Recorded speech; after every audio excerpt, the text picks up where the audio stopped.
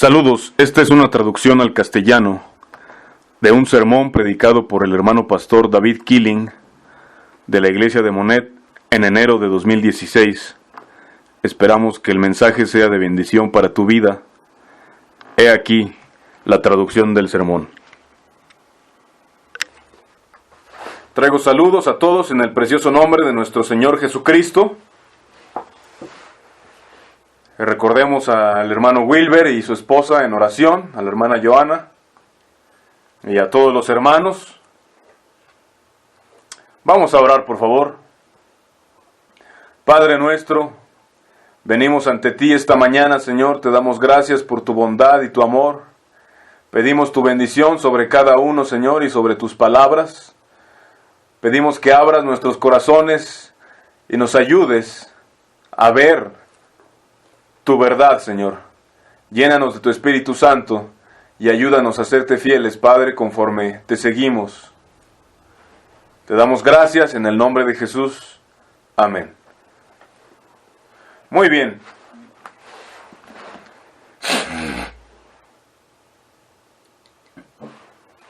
Quiero que abramos nuestras Biblias, por favor, esta mañana.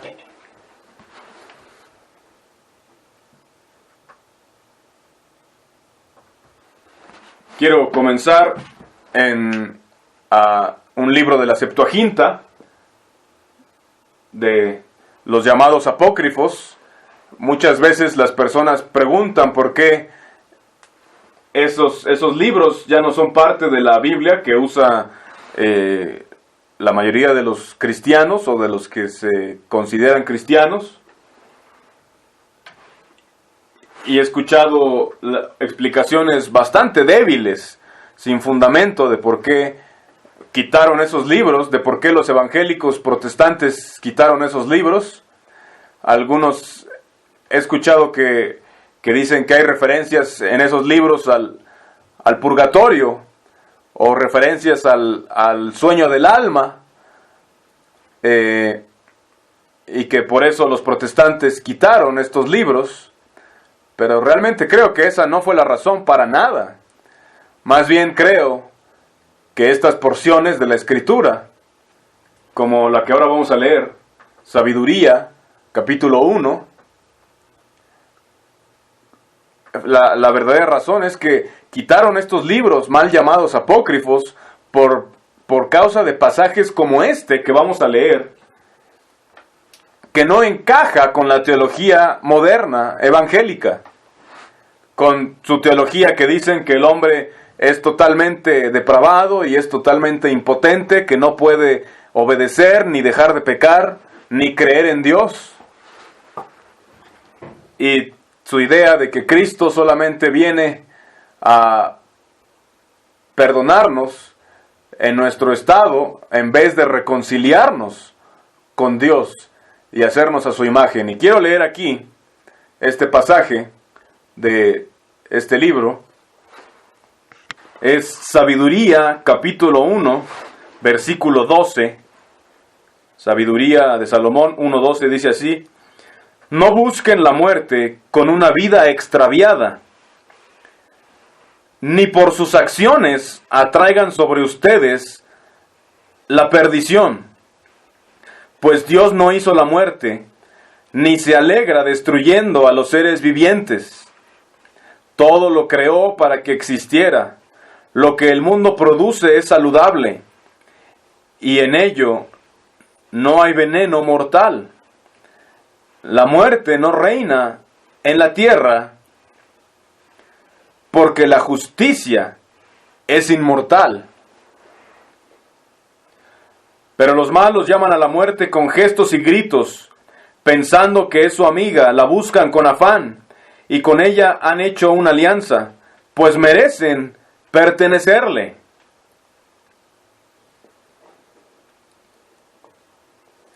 Dice: no busques la muerte con una vida extraviada, ni por medio de tus acciones atraigas sobre ti mismo la perdición, pues Dios no hizo la muerte, ni se alegra destruyendo a los seres vivientes. Todo lo creó para que existiera. Lo que el mundo produce es saludable y en ello no hay veneno mortal. La muerte no reina en la tierra porque la justicia es inmortal. Es una bendición ver algunas cosas que Dios nos creó para ser buenos y hacer el bien, y que hay bondad en el ser humano y tenemos la oportunidad de escoger entre el bien y el mal.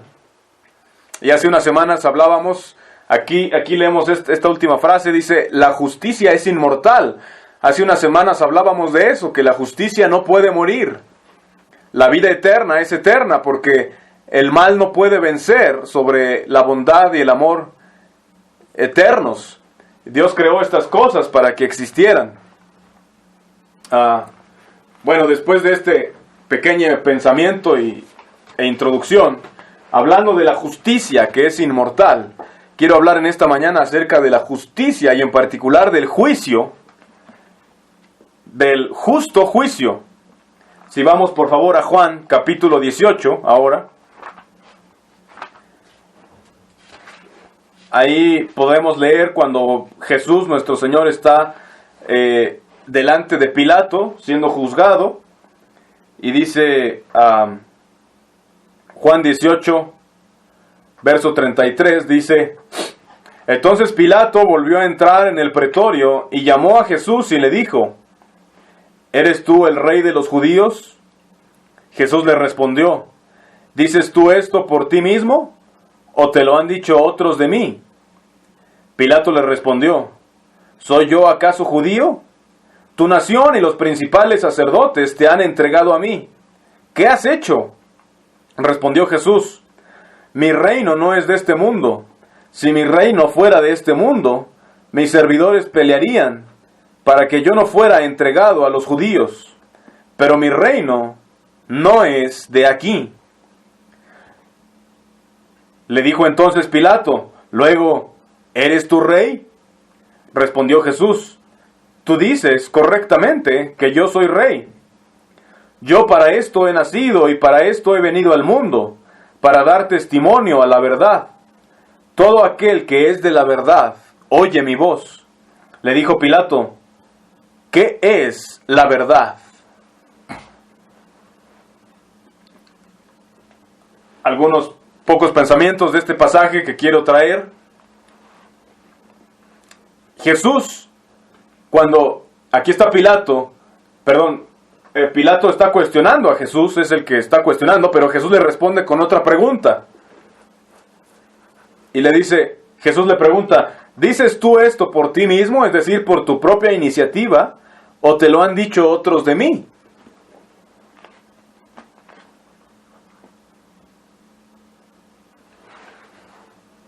Pilato está siendo el juez de Cristo. Tiene la vida y la muerte de Cristo en sus manos. Y estaba mencionando algunas de las acusaciones que había contra Jesús. Y Jesús solamente le pregunta, ¿tú llegaste a esta conclusión por ti mismo o fueron otros los que te están contando esta acusación? ¿Qué sabes acerca de mí? Es lo que está preguntando Jesús. Mientras que me estás juzgando, ¿qué sabes de mí? ¿Lo que sabes de mí es nada más de oídas de lo que han dicho? ¿O es algo que tú has visto con tus propios ojos? Entonces lo que Jesús le está tratando de hacer con Pilato es instruir al juez aquí acerca de cómo hacer juicios justos, juicios correctos. Estaba tratando de mostrarle cómo construir opiniones correctas. Es tan fácil hacer juicios, hacernos de opiniones y de juicios y de pensamientos acerca de un asunto o de una persona, solamente por algo que hemos oído, por algo que los demás están diciendo, en vez de verlo nosotros mismos con nuestros propios ojos. Cuando Juan el Bautista mismo estaba en prisión y envió a sus discípulos para preguntar a Jesús, y Jesús era su primo y lo conocía y lo bautizó, pero lo envía y envía a sus discípulos con Jesús para que le pregunten si Él es el Mesías, si Él es el que habían de esperar o esperarían a otro. Y vienen a Jesús, los discípulos de Juan, y le dicen, mira, Juan nos envió a preguntarte esto, ¿nos vas a decir? Y Jesús no respondió a la pregunta de Juan, ni de los discípulos. Simplemente hizo una lista de lo que Él había venido haciendo y de lo que ellos mismos fueron testigos. Dice, vean cómo predicó a los pobres, curó a los enfermos, resucitó muertos. Estaba haciendo lo que estaba haciendo, mostrando quién era en verdad. Y entonces, lo que Jesús le está diciendo a los discípulos de Juan es, vuelvan con Juan y cuéntenle lo que han visto. Y dejen que Juan decida por sí mismo con estos hechos. Ustedes vieron lo que yo estoy haciendo de milagros y de predicación y de todo. Y por medio de esto podían reconocer a Jesús por sus obras. No solamente por un rumor, no solamente por lo que opina alguien o por lo que está escrito en un libro, sino por la iniciativa propia, que es lo que Jesús le pregunta a Pilato. ¿Este es conocimiento propio tuyo? ¿Esto es verdaderamente tu juicio que has construido?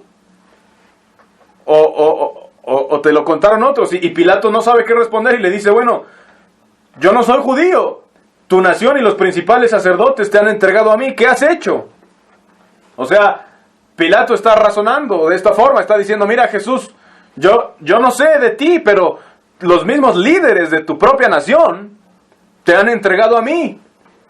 ¿Qué acaso esa no es evidencia suficiente de que eres culpable? Algo debería estar equivocado. ¿Qué has hecho? Y Jesús le contesta, mi reino no es de este mundo. Mi reino no es de este mundo. Mi reino no es de este mundo. ¿Qué pregunta? ¿Qué respuesta de Jesús? Le preguntan, Jesús, ¿qué has hecho? Y Jesús responde, mi reino no es de este mundo. ¿Qué respuesta tan extraña? Y después sigue diciendo, si mi reino fuera de este mundo, mis servidores pelearían para que yo no fuera entregado a los judíos. Pero mi reino no es de aquí. Esta es una bendición. Su reino no dependía de la opinión de Pilato o de los judíos. Su reino de Jesús ni siquiera dependía de que lo crucificaran o no. Su reino no es un reino que los hombres puedan conquistar. Tampoco es un reino que necesite hombres o servidores que lo protejan por medio de pelear.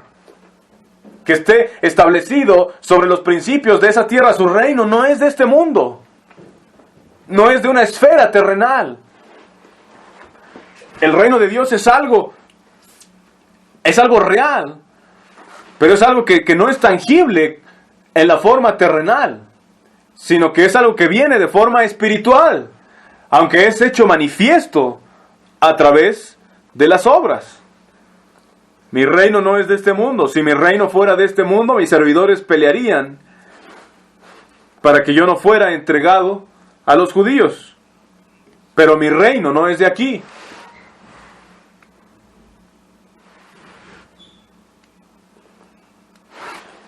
Y aquí quiero comentar, si el reino de Dios sí fuera de este mundo, sería correcto que tomáramos las armas y peleáramos por él. Es un reino tan real que es digno de matar y de hacer cualquier cosa, aún de tomar las armas por él.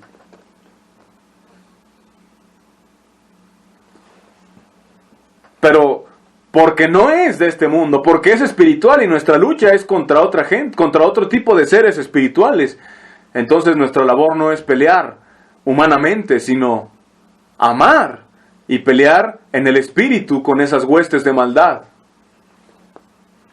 Y este reino que Jesús estableció sigue estando presente. La Biblia habla que Él es la cabeza del cuerpo y es su Salvador. Y este reino que tenemos hoy aquí es el mismo reino y sigue vivo en estos días, tal como Jesús lo fundó. Y la batalla por ese reino sigue patente. Es lo mismo. Y es una batalla que no se pelea cuerpo a cuerpo, o con pistolas, o con cañones. Es como hablamos la semana pasada. Es contra principados espirituales, contra quienes peleamos. Los que controlan este sistema. Dice, le dijo entonces Pilato, ¿luego eres tú rey? Respondió Jesús, tú dices correctamente que yo soy rey. Yo para esto he nacido y para esto he venido al mundo, para dar testimonio a la verdad. Todo aquel que es de la verdad, oye mi voz. Pilato le dijo, ¿qué es la verdad? ¿Qué es la verdad? ¿Saben?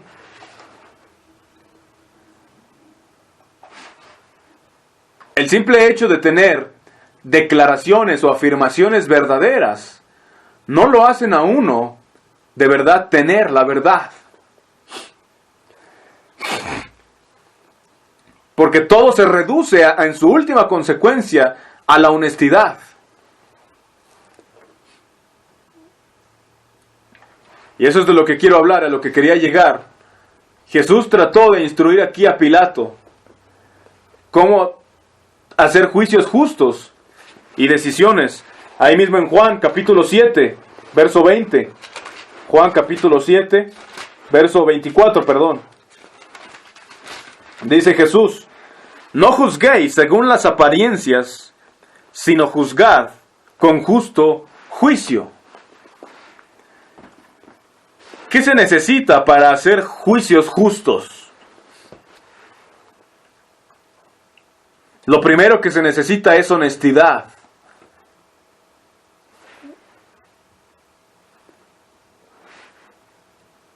Diógenes, del que ya he platicado antes, el nombre de esta persona hace muchos años que vivía en un barril y todos lo consideraban un loco, e iba a la ciudad en la que él vivía, iba de persona en persona y de puerta en puerta con una lámpara y caminaba y ponía la lámpara en el rostro de cada hombre y la ponía frente a sus ojos y decía, estoy buscando un hombre honesto. Y pasaba su vida haciendo esto, buscando un hombre honesto.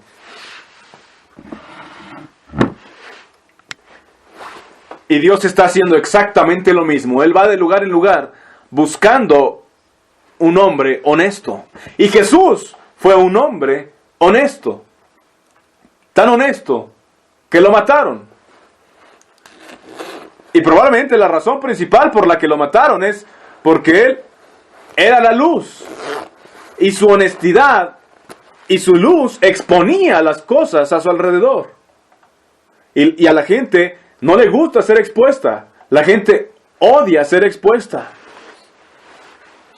Al mundo no le gusta la honestidad. Les gusta, en general, les gusta que uno les diga la verdad. Les gusta alguien que sea justo. Pero no soportan la verdadera honestidad. No soportan a alguien que de verdad se muestre tal como es. Y ellos no soportarían mostrarse tal como son. Porque aterra a la gente mostrarse tal como son, de forma transparente. Andar sin caretas, sin máscaras. Y uno de los principios más básicos del cristianismo, hace unos días hablaba con un joven y simplemente lo animaba. Lo trataba de animar yo a bueno, él está ayunando, está orando, está haciendo varias cosas, tratando de verdaderamente ser cristiano. o ser un mejor cristiano. Y yo le dije, una de las cosas principales es primeramente que tienes que ser un hombre honesto. No puedes ser un cristiano si no eres un hombre honesto. La gente busca que le llegue una experiencia mágica que lo transforme automáticamente en un verdadero cristiano. Pero primero tienes que ser un hombre honesto. Como leímos al principio en Sabiduría, la justicia es inmortal. Pero tienes que aplicar eso en tu propia vida. Tienes que ser un buen hombre antes de que puedas ser un hombre cristiano, un hombre honesto. Tienes que ser un hombre piadoso, un hombre íntegro. Y algunas veces, entre más íntegro y honesto eres, eso a la gente la pone nerviosa, a la gente le atemoriza. Recuerdo un ejemplo, en una ocasión que estaba trabajando con mis vacas, llevaba una camioneta bastante grande, con algunas reses ahí, y en el camino pasé por una como báscula o punto también de revisión para vehículos grandes. Era especialmente los trailers eran los que pasaban ahí. Yo no traía un trailer, pero era un vehículo pues más pesado que lo normal, bastante más pesado, y queriendo ser honesto, no queriendo hacer cosas a escondidas, queriendo ser transparente y mejor estar a salvo que tener que estar arrepentirme después. Me estacioné ahí, me puse listo dije, bueno, quiero mostrar, quiero ser honesto. Y la persona que estaba a cargo, en vez de simplemente darme indicaciones o dejarme ir o algo, se puso muy preocupado, se puso sospechoso, diciendo, ¿qué haces aquí? ¿Por qué estás parando aquí? ¿Qué estás tratando de esconder? Creyó que yo estaba queriendo ser un engañador, cuando lo que yo estaba queriendo hacer era, y me empezó a hacer toda clase de preguntas, y empezó a hacer una revisión completa de todo, y hasta estaba espantado, estaba sospechoso, ¿por qué? Porque no podía soportar, no se le hacía normal que alguien honestamente se estacionara y dijera, bueno, aquí estoy, ¿se supone que sí debo estar aquí o no? ¿O qué? Entonces, al mundo, a la sociedad le molesta tal clase de honestidad. Eso he encontrado en este mundo. Simplemente el ser abierto con la gente, y la gente empieza a sospechar de que algo está equivocado. Y la verdad es que esa actitud de la sociedad y de la gente hace todavía más difícil el ser honesto. Porque cuando te abres, la gente te ataca. ¿Por qué? Porque cuando eres transparente y te muestras tal como eres, aún con tus pequeñas debilidades o ignorancia o fragilidad o lo que sea, y aún confesando quizás alguna falta, no sé, o simplemente mostrando cómo eres, mostrando que ignoras cosas, mostrándote honestamente, la gente usa esas cosas para atacarte, o les parece cosa extraña, les parece raro, y lo que están tratando de hacer realmente es impedir que seas honesto, porque ellos tampoco lo quieren ser, tienen miedo de que veas cómo son de verdad.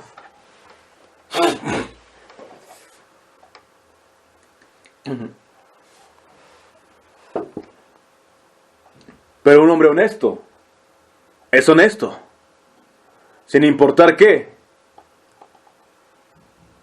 Tanta gente tiene temor de la honestidad. He estado en iglesias. Yo estuve en una iglesia ya donde mientras estuve ahí yo tenía esta sensación. Yo entraba a esa iglesia y la gente lucía tan plástica, tan artificial, y me parece que eso es algo muy común en la religión. La gente era tan plástica, la gente simplemente poniendo un gran espectáculo el domingo por la mañana. Y eso es lo que uno encuentra, tristemente, en la mayoría de las iglesias evangélicas. Vas el domingo, cantas, pagas tus diezmos, oras, escuchas con atención la predicación, actúas espiritual, saludas con todos, a veces hasta te abrazan, tratando de ser amigable, y después sales de la puerta y no tienes nada que ver con esa persona a la que saludaste calurosamente. Solo es un espectáculo de domingo, una hipocresía total. Hasta se ponen una ropa especial para el domingo. Usan su ropa de domingo para la iglesia y saliendo de la iglesia se la quitan. Así, y la guardan en el closet, así como también se quitan su cristianismo y lo guardan en el closet hasta el próximo domingo.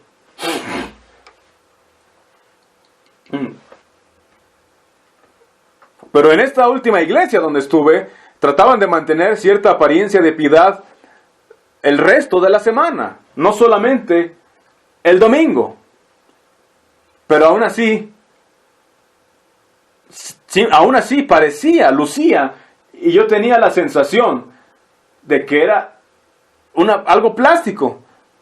Tenía una sensación de que tenía la gente esta máscara plástica que los hacía parecer felices y espirituales, que daba una apariencia hasta de un hablar manso, callado, tranquilo, como de alguien muy justo, muy manso, muy noble.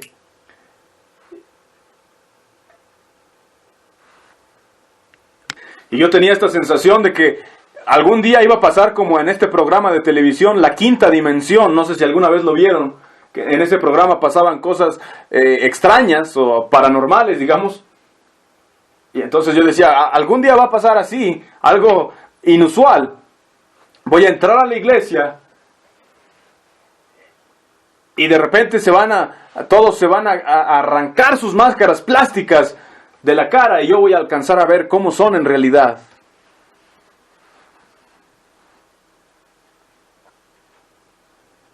Estaban tan temerosos de ser verdaderos, pero querían a la vez parecer tan justos que tenían esta máscara plástica. Estaba bien puesta. Y yo pensaba, algún día se la van a quitar. Y lo cierto es, o la verdad es, que sí se la quitaron. Pasó un buen tiempo, pero finalmente se la quitaron. Porque no querían que nadie viera debajo de la máscara. Y por eso necesitaban toda clase de credos y reglas para mantener sus máscaras en su lugar. Esas máscaras perfectas de cristianismo.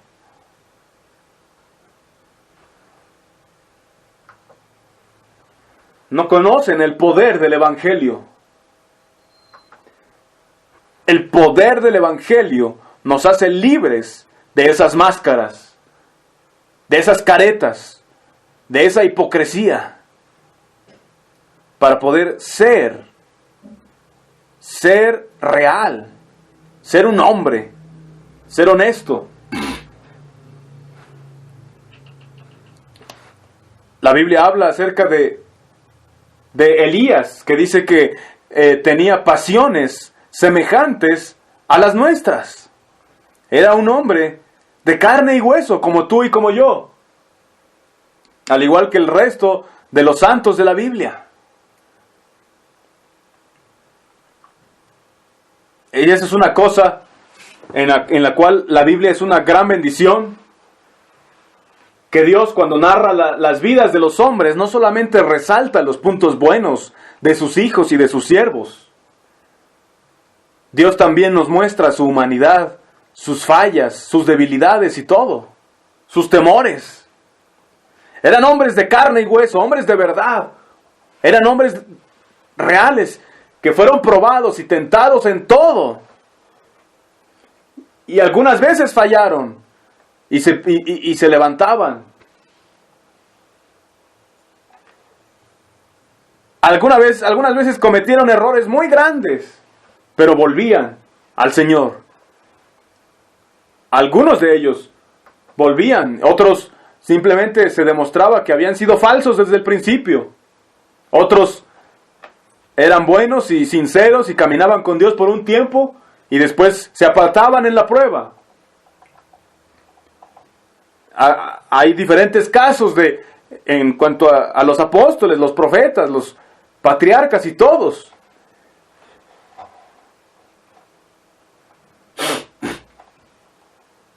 Pero eran hombres de verdad, de carne y hueso, hombres reales, no eran plásticos ni hipócritas. La Biblia habla de David, que era un hombre conforme al corazón de Dios. ¿Qué significa ser conforme al corazón de Dios?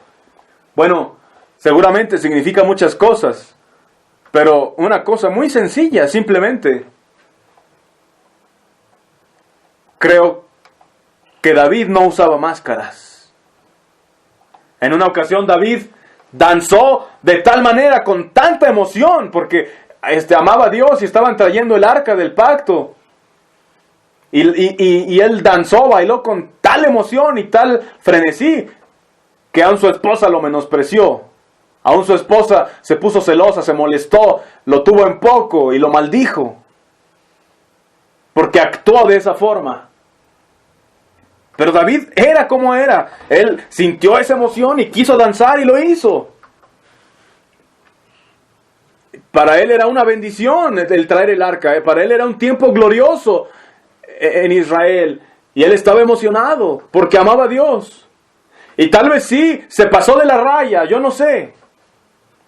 Pero al menos fue honesto. Al menos era quien era.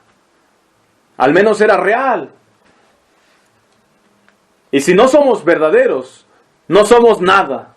Si no somos verdaderos, somos hipócritas. Dios nos llamó a ser verdaderos. No tienes que mantener una imagen de tu persona o defender una opinión que la gente tenga de ti.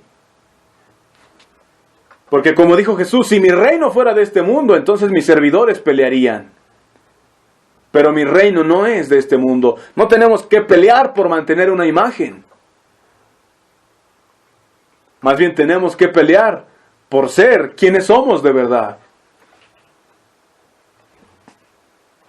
La Biblia dice, ay de vosotros cuando todos los hombres hablen bien de vosotros. Pero bienaventurados y gócense cuando tengan su nombre como malo. Porque así hicieron con los profetas que fueron antes de vosotros, dice Jesús. El ser abierto y honesto abre la puerta precisamente para eso. Abre la puerta para ser dañado, lastimado, criticado, para que vean tus puntos débiles, para que te ataquen y te injurien.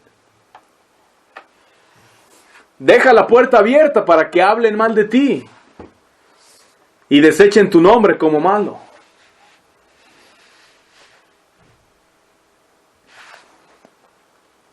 Y se necesita integridad para poder ser capaz de hacer esto. No nos gusta en general mostrar nuestra debilidad.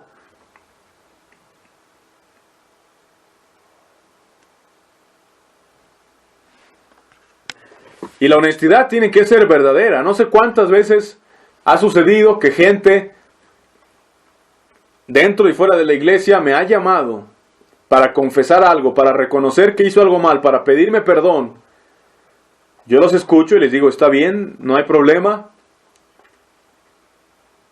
Y aunque está bien que reconozcan su maldad, o su falta, o lo que haya pasado, muchas veces, no sé cuántas veces, pero ha sido muchas veces sucede que esa persona llama solamente porque su conciencia lo está molestando.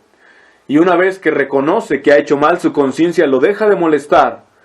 pero vuelve exactamente a lo mismo. No hay cambio, no hay un verdadero arrepentimiento, no hay una disposición a restituir, a enmendar, a agradar a Dios, pero su conciencia ya se siente mejor. Y eso no es honestidad, aunque hayan reconocido que hicieron mal, pero eso no es verdadera honestidad. Aunque aparentemente se mostró como que era honesto, porque confesó, reconoció, pidió perdón, pero mantuvo esa actitud, mantuvo su pecado, mantuvo sus cosas. Eso no es arrepentimiento. Cuando una persona es honesta, su confesión es una confesión que implica un cambio.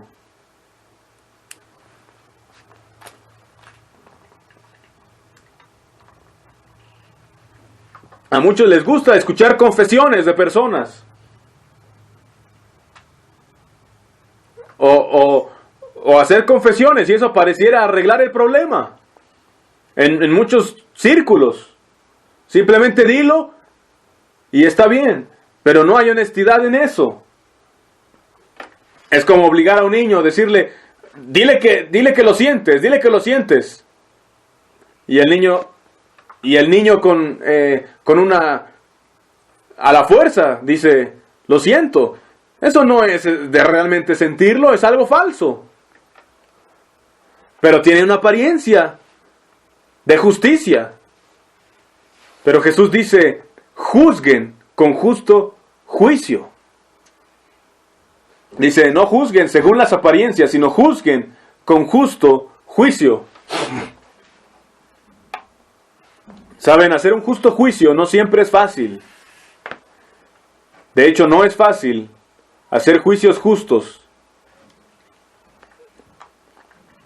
Y una de las cosas difíciles acerca de ser un líder o de ser alguien a quien los demás miran para pedir consejo, para seguir, es que la gente quiere respuestas. La gente quiere respuestas. ¿Tienen un problema? Y quieren respuestas. Y una de las cosas que más desilusionan a la gente es cuando yo como líder les digo que no tengo la respuesta inmediatamente y les digo vamos a pensarlo, a meditarlo, y a mirar este asunto con mucho cuidado. Es más, vamos a esperar, no sabemos qué va a pasar. Quizás la situación cambie en esto que está pasando. Y ellos están ansiosos. ¿Qué vamos a hacer mañana? ¿Qué vamos a hacer si esto pasa? Si llega una persona con este caso, ¿qué vamos a hacer? En todos los detalles quieren saber. La verdad es que no lo sé. Yo no sé qué voy a hacer. Yo no sé cómo vamos a actuar. Yo no sé qué es lo más apropiado en cada detalle de cada situación. Pero vamos a esperar. Y vamos a ver qué pasa. Las cosas cambian. Constantemente están cambiando. Y entonces, una de las cosas que hace que la gente se frustre es que yo no les dé una respuesta inmediata. Podría darles una respuesta inmediata y hacerlos felices, pero ese no sería un justo juicio, porque la respuesta que daría, yo no estaría seguro de que sea la correcta.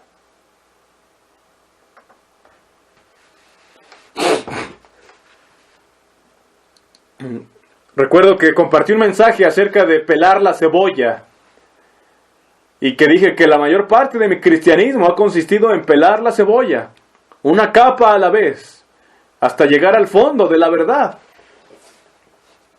Pero saben, a veces, hablando figurativamente, estás pelando la cebolla y tú la ves por fuera y la cebolla parece roja. Y tú dices, es una cebolla roja. Y si haces un justo juicio vas a decir, sí, esta parece ser una cebolla roja, aparentemente, pero quiero seguir pelando. Y entonces, sigues pelando. Aunque podrías decir, esta es una cebolla roja, y decir, casarme con esa idea y decir, eso es todo lo que necesito saber acerca del asunto. Esta es una cebolla roja, no hay más. Es una cebolla roja. Pero si de verdad quieres hacer un justo juicio, sigues pelando. Y le pelas algunas capas más. Y ahora ves que tienes una cebolla verde debajo de las capas rojas. Y por el momento es toda la información que tienes, y es con esa información es con la que tienes que tomar tus decisiones y caminar y todo. Y en el justo juicio reconoces, por fuera parecía roja, pero seguimos pelando, seguimos analizando, y ahora vemos que es verde, y hasta ahí estamos, aunque vamos a seguir pelando. Y es todo lo que tenemos por ahora, y con eso vamos a avanzar. Y una vez más podríamos ahí detenernos y decir, bueno, era roja, ahora es verde, ya no quiero saber más, no me interesa más el caso, ya no necesito más información, aquí estoy bien, ya no quiero tener que volver a cambiar, es verde. Pero el justo juicio, para poder ser justo, tiene que ser verdadero, vivo y fluido, para poder ser correcto. Cuando tu juicio, tu opinión está establecida y no quieres oír a nadie más, no quieres más información, ya estás muerto. Ya no hay vida en ti. Porque la vida está llena de cosas cambiantes. Vean en la naturaleza, un ser humano que está vivo, su cuerpo está en constante cambio. Y algunas veces pasa esto, como con Pilato, oímos cosas y la única información que tenemos es lo que oímos. ¿Vamos a basar todo nuestro juicio en eso que oímos? Bueno, es todo lo que tenemos, entonces tenemos que empezar desde ahí.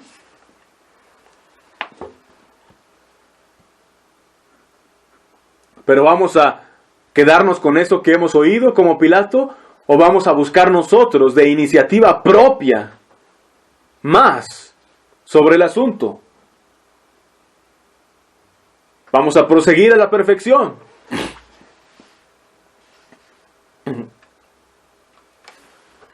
Y entonces el justo juicio va a decir, bueno, yo veía que la cebolla era roja, ahora veo que es verde. Entonces tal vez lo que alcanzo a ver por ahora no es completo.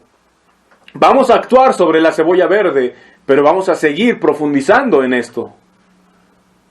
Y vamos a seguir pelando. Ya que veo que es verde, eso es parte de la ecuación, pero vamos a seguir avanzando. Quizás hay más.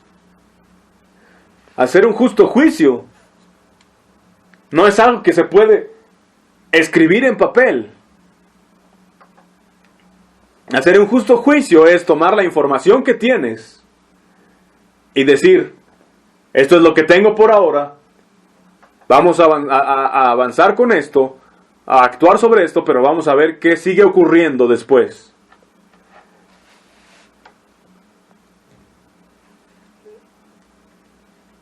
¿Saben?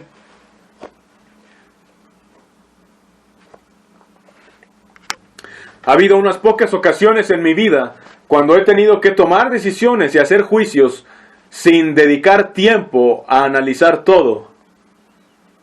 ¿Y saben qué? Que esas ocasiones es cuando siento que he cometido errores. O vamos a ponerlo de esta forma. Las veces que he cometido errores en mi vida al tomar decisiones y construir juicios, es cuando, por causa de que alguien me está presionando u obligando a tomar una decisión o a establecer un juicio, me veo apresurado a hacerlo sin darle el tiempo adecuado. Aunque yo estoy sabiendo que no tengo toda la información y que no puedo tomar una decisión con esa poca de información. Pero alguien acorralándome en una esquina y diciendo, tienes que tomar una decisión ahora mismo.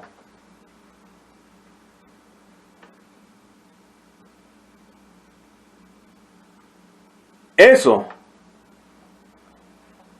Ahí es cuando tomas malas decisiones. Tenemos que permitir por eso que la gente tenga tiempo para pensar sus decisiones y para construir sus opiniones. Pero cuando estás forzando a alguien para que te dé una respuesta o tome una decisión o se forme un juicio sobre un asunto, estás invadiendo su conciencia. Y si algún día tú me quieres forzar a que te dé una respuesta, te voy a dar una respuesta, pero no garantizo que sea la correcta. No garantizo nada.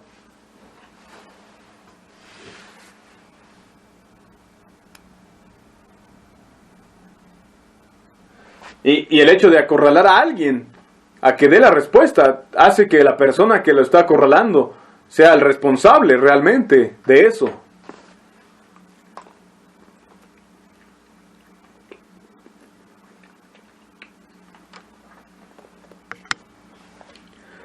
Obligar a alguien a tomar una decisión es lo que hacen los líderes religiosos, es lo que hacen las personas con máscaras. Y recuerdo cuando yo empecé apenas a pelar la cebolla del cristianismo y tratar de entender de qué se trataba esto, tomó tiempo y se necesitó mucho trabajo, mucho esfuerzo, y ha valido la pena y todavía no la tengo completamente. Pero cuando uno lo va haciendo, las cosas van cambiando y uno va andando en la luz y va viendo más cosas. Y cuando uno toma una mala decisión o comete un error, bueno, uno no debe poner ya su decisión en concreto, ponerla sobre cemento, fijarla, solamente porque ya tomó una decisión. Si la decisión fue equivocada, algunas veces tenemos que retroceder y reconocer que hicimos mal y cambiar de mentalidad. Algunas veces tenemos que voltear hacia atrás y decir, tomé una decisión allá, pero ahora tengo más información. La fluidez, la vida, es lo que hace que los juicios sean justos. Pero cuando tienes tu mente cerrada ya a todo cambio, entonces puedes hacer juicios y tomar decisiones y formar opiniones, pero no garantizo que sean las correctas. Esta semana platicaba con alguien y le ponía un ejemplo, como le decía una frase, una persona ciega puede ver con sus oídos y de hecho con cualquiera de sus sentidos. Una persona ciega que entrara en esta habitación podría ver cosas con el resto de sus sentidos, que desarrolla más. Y cuando hablo de ver cosas, no solo me refiero a mirar algo, sino entender lo que está pasando, entender su contexto, su atmósfera. Si alguien aquí entrara que es ciego, por medio del tacto sentiría que hay aquí una chimenea, por medio del oído se daría cuenta de que hay niños, etcétera, etcétera. Que algunos de nosotros que no somos ciegos, si cerráramos los ojos, no alcanzaríamos a percibir estas situaciones a todo detalle, porque no tenemos los demás sentidos tan desarrollados como un ciego. Pero un ciego podría darse cuenta. ¿Pero por qué? Porque aunque su vista, aunque no tiene vista, aunque está limitada su información, él está dispuesto a utilizar el resto de sus sentidos para reunir la información necesaria para vivir. Y toma sus decisiones de hacia dónde caminar y todo con base en la información que el resto de sus sentidos le proporcionan. Con las facultades que sí tiene, toma sus decisiones. Pero en cambio hay otras personas que aunque tienen todos sus sentidos, que aunque sean listas, que aunque todo no tengan desventajas, su mente ya está tan cerrada a un caso que aunque pueden ver literalmente, físicamente con sus ojos y pueden oír con sus oídos, tienen sus oídos aún así cerrados y sus ojos también. Y no hay nada que los saque de ahí. No hay persona más ciega que la que no quiere ver.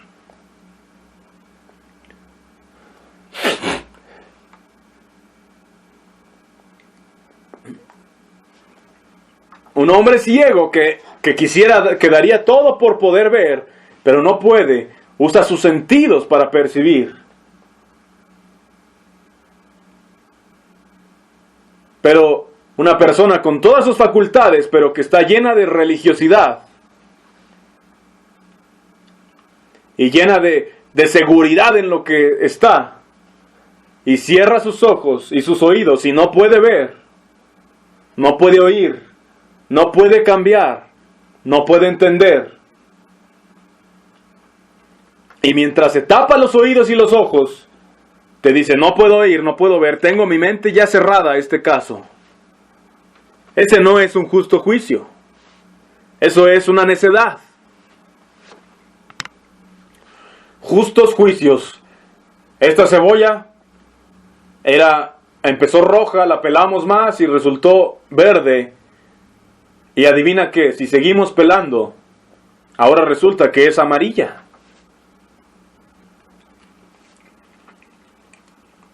Si hubiéramos cerrado nuestra mente, seguiríamos llamándola roja o verde.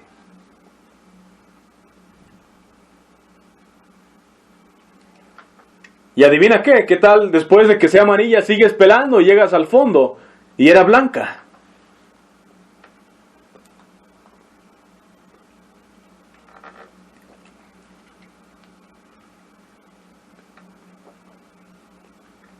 Sigue pelando, hasta que llegues al corazón de la cebolla, donde ya no hay más capas que pelar. Pero somos tan apresurados y cuando la vimos roja queríamos que fuera roja. Y nuestra mente se cierra, nuestros oídos también y nuestros ojos. Y es por eso que Jesús habló tanto acerca del perdón.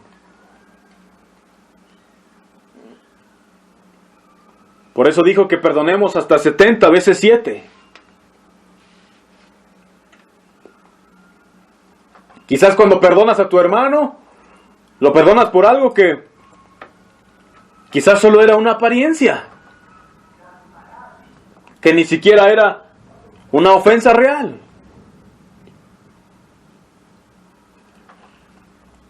La persona apresurada, que no tiene el corazón de Cristo, quiere condenar o justificar inmediatamente. Pero el que hace un justo juicio dice, vamos a esperar, vamos a ver qué pasa, vamos a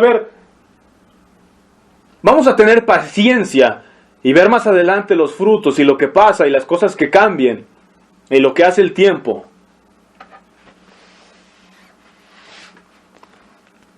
Cuando tomes decisiones, tómalas con juicios justos. Usa las facultades que Dios te ha dado para poder encontrar la verdad acerca de cada asunto que viene a tu vida. No cerrarte ya en lo que piensas. Como dije una vez que te cierras, ya no puedes encontrar la verdad.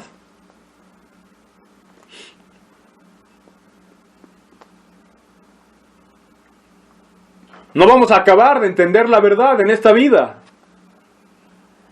Y quizás ni en toda la eternidad la acabemos de entender. Sabremos mucho más, pero entender la verdad es infinita, es grande. Pero tomar decisiones con justos juicios, con juicios justos, primeramente con el fundamento de ser honestos con nosotros mismos y con los demás.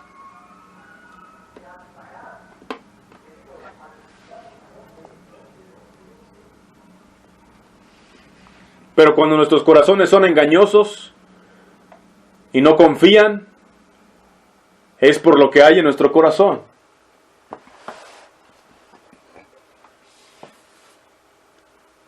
La honestidad viene del corazón. Y vamos a aceptar a los demás en los mismos términos. El poder del Evangelio nos hace capaces de vivir sin esas máscaras. Ese poder es la gracia de Dios. Me temo que mucha gente que tiene esas máscaras no tiene ni la menor idea de cómo sería la vida sin ellas. Y no tiene la menor idea del verdadero Evangelio y del poder y la gracia que hay detrás de él. Y hasta creen que nadie puede vivir así. Hasta creen que nadie puede vivir de esa manera, tan honesta, sin toda esa estructura, sin toda esa vigilancia de que alguien esté encima de ti, continuamente. Pero el poder del Evangelio nos hace libres para poder ser quienes somos, con nuestras debilidades, con nuestra ignorancia, con nuestras faltas, ser honestos con nosotros mismos, con Dios, con nuestros hermanos, con los que nos rodean y ser capaces de ser puestos en situaciones en las que algunos piensan que sería imposible vivir así.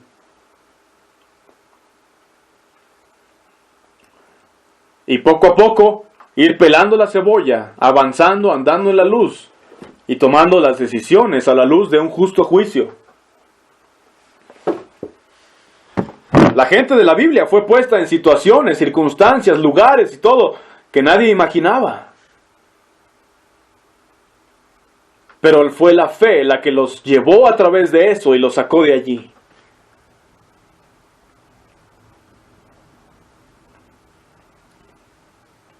Y el resto de los religiosos y el mundo decían, mira, ya está acabado.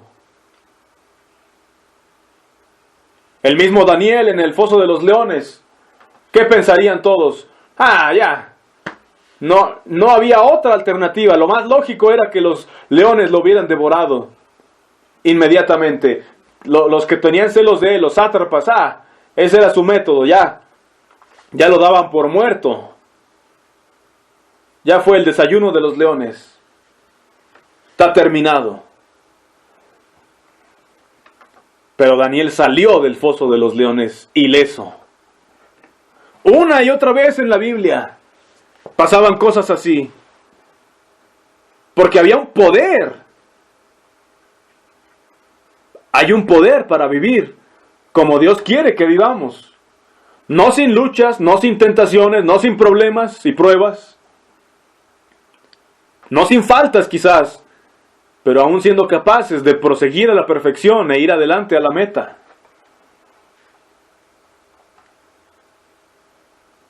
Todavía siendo capaces de ser honestos. Todavía siendo capaces de tomar decisiones con juicios justos y ocuparse de su salvación cada uno con temor y temblor. Todavía siendo capaces de pelar la cebolla, irla pelando y ver lo diferente. Solo quería animarlos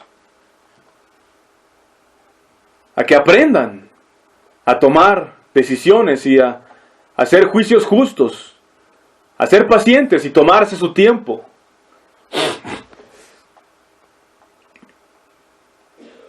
A que permitan también que los demás tomen sus decisiones.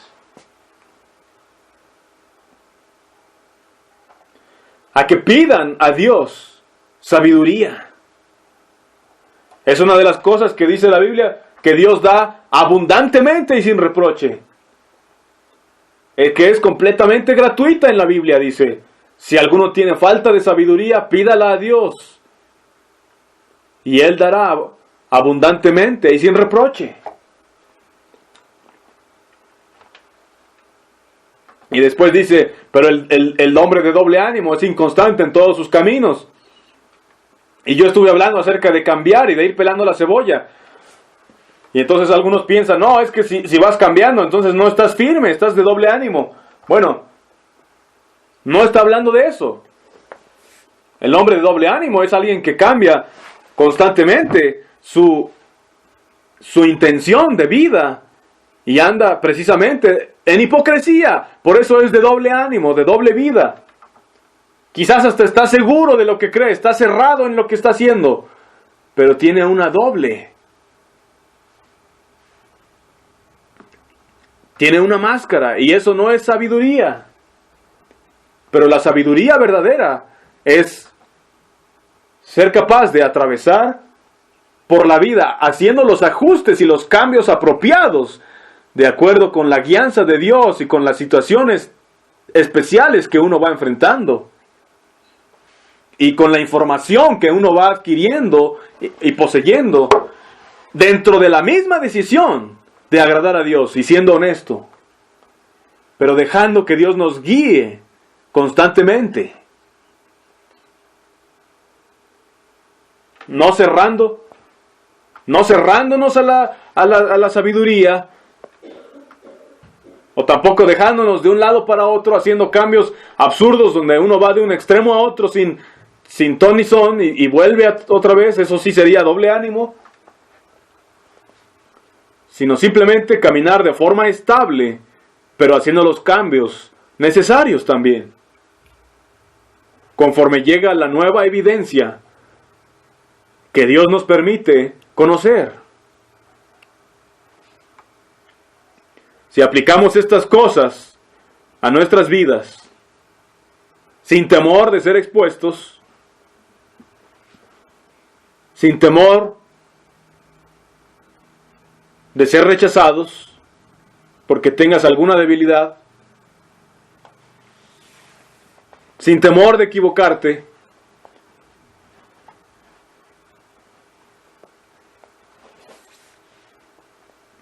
eso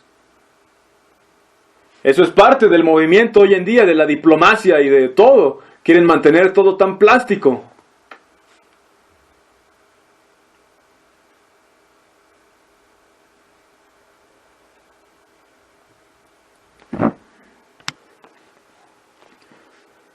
Pues que Dios nos ayude a ser verdaderos y a tomar nuestros juicios, a hacer justos juicios. Pues que Dios les bendiga, bendiga su palabra. Si hay preguntas o comentarios, se queda la puerta abierta. El hermano Brian Gray dice, en el libro de sabiduría que se leyó al principio, los primeros pasajes hablan de esto, de amar la justicia a los que juzgan la tierra, dice así la versión en inglés. El hermano David dice, bueno, mejor vamos a leer esos versículos para terminar. Sabiduría capítulo 1, Sabiduría de Salomón capítulo 1, versos 1 al 5, dice, amen la justicia, gobernantes de la tierra. En inglés dice, los que juzgan la tierra. Tengan buena idea del Señor y búsquenlo con corazón sincero. Los que no le exigen pruebas pueden encontrarlo. Él se manifiesta a los que no desconfían de él. Los pensamientos torcidos alejan de Dios. Su poder, cuando es puesto a prueba, deja sin palabras a los insensatos. La sabiduría no entra en un alma perversa, ni vive en un cuerpo entregado al pecado. El Santo Espíritu, que es maestro de los hombres, nada tiene que ver con el engaño. Se aparta de los pensamientos insensatos y se retira cuando está presente la injusticia. Amén. ¿Alguien más? Dice el hermano David. El hermano Kevin comenta, dice, pensando en esto acerca de pelar la cebolla y cómo la gente cierra su corazón y su mente, pensaba en que sabemos que Jesús es la roca. La Biblia lo explica, o lo dice claramente, Jesús es la roca. Y quizás la gente, queriendo hallar seguridad en esa roca, ellos mismos se convierten en rocas. Entonces cierran su mente cuando entienden algo, lo tienen ya sólido como la roca y no hay más apertura para seguir aprendiendo. Sin embargo, en 1 Corintios el apóstol Pablo, cuando dice ahí que todos bebían de la misma bebida espiritual y que la roca era Cristo quien les daba esa bebida, y uno va al Antiguo Testamento, ve que esa roca, el pueblo de Israel no estuvo estable en un solo lugar. Ellos anduvieron por todo el desierto y esa roca iba con ellos. Y esa roca no era una roca que les daba algo ya sellado, sino más bien cada vez que había sed o necesidad, salía el agua de la roca, en el momento, en la situación que se necesitaba. Entonces, y Jesús fue así con sus discípulos. Él no les dejó una serie de dogmas y reglas ya establecidos y quedaran sellados sobre eso e indispuestos a aprender más, sino que conforme ellos iban andando en la luz, Él les iba dando de beber cada vez más de su verdad y de su luz. El hermano David dice, así es exactamente. Jesús, cuando estuvo aquí en la tierra, Él fue un hombre, y fue un hombre honesto. Y Él se enfrentó con los fariseos, que ellos eran los que estaban como rocas, seguros completamente en lo que creían, y lo rechazaron. Pero Él no era así. Él caminó entre los hombres y fue un hombre, y Él tomaba sus decisiones con juicios justos, no con base en un dogma o una regla. Era una sabiduría viviente. Y creo que gran parte de la predicación de hoy en día tiene el propósito equivocado de dar seguridad a las personas. No solo seguridad de su salvación, sino seguridad de que lo que están creyendo es lo correcto. Y eso atenta contra la vida de fe. No es el método de Jesús. A la gente le encanta tener la seguridad de que la cebolla es roja y odian tener que estar pelándola y llevarse descalabros cuando ven que era de colores distintos entre uno más va pelando. El hermano Kevin vuelve a decir, bueno, cuán verdaderos son algunos dichos del mundo que algunos dicen, ya tengo mi mente definida, no me confundas con hechos.